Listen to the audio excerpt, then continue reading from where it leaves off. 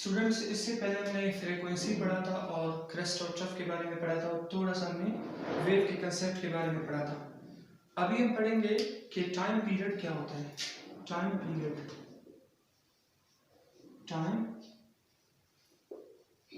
Period, ठीक है। और टाइम पीरियड को हम लोग टी से डिनोट करते हैं। टाइम पीरियड को हम टी से डिनोट करते हैं।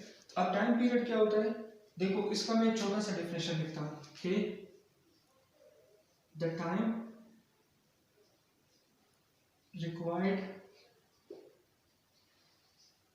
required to complete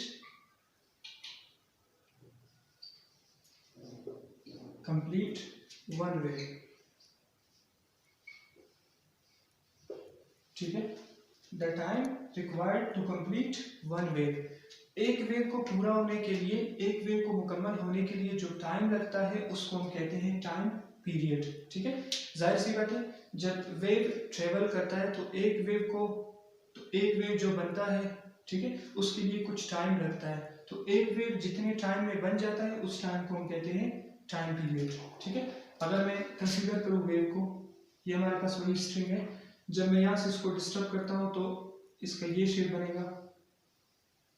इसका मतलब ये हुआ कि मैंने इस रस्सी को डिस्टर्ब किया और इसमें वेव पैदा हुआ, ठीक है। अब एनर्जी ट्रांसफर हुआ है, ये सपोर्ट के साथ बांधा हुआ है, ठीक है। अब मैंने आपको बोला था कि इसको हम कहते हैं क्रस्ट, ऊपर वाले पार्ट को, और ये जो नीचे वाला पार्ट है इसको हम कहते हैं ट्रफ, ठीक है।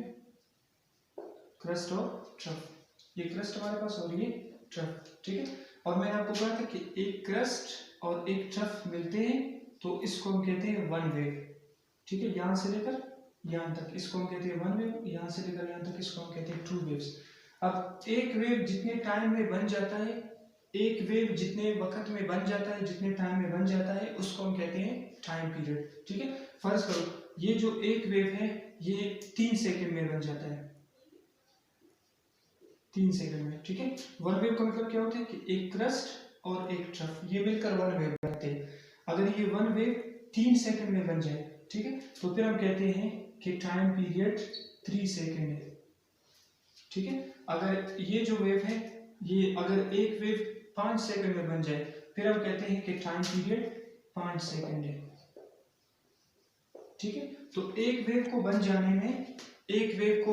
जाने में जितना टाइम लगता है उस टाइम को हम कहते हैं टाइम पीरियड, ठीक है।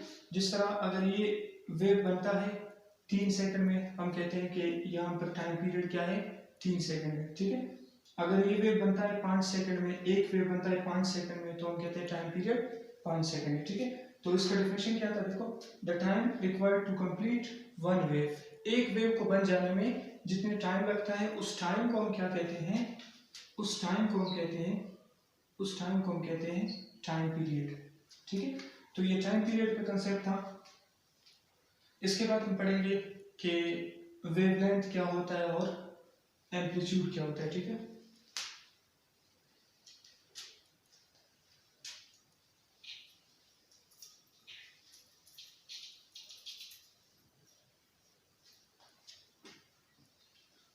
अगला हम पढ़ेंगे, ये तो हो गया था, अगला हम पढ़ेंगे wavelength,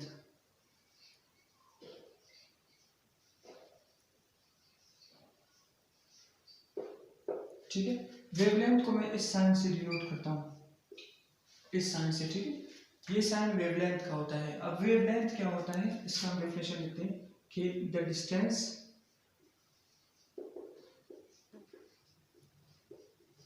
between any two crust or trough, ठीक है। ये इसका डेफिनेशन है कि the distance between any two crust और ट्रफ, दो क्रस्ट या दो ट्रफ के दरमियान जो लेंथ बनता है या जो डिस्टेंस बनता है उसको हम क्या कहते हैं, वेवलेंथ, ठीक है। अब इसका इस तरह एक्सप्लेन कर सकते हैं इसको। ये मेरे पास एक वेव है,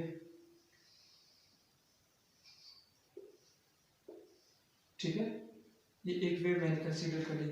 अब ये मैंने आपको बताया था कि ऊपर वाले पार्ट को हम कहते हैं क्रस्ट और नीचे वाले पार्ट को हम कहते हैं ट्रफ, ठीक है। एक क्रस्ट आपके पास ये है, एक क्रस्ट आपके पास ये भी क्रस्ट है, ये भी क्रस्ट है। तो इन दो क्रस्ट के दरमियान जो डिस्टेंस होता है, देखो यहाँ से लेकर यहाँ तक इनके दरमियान जो डिस्टेंस होता है, इस डिस्टेंस को या इस लेंथ को हम कहते हैं वेवलेंथ, ठीक है।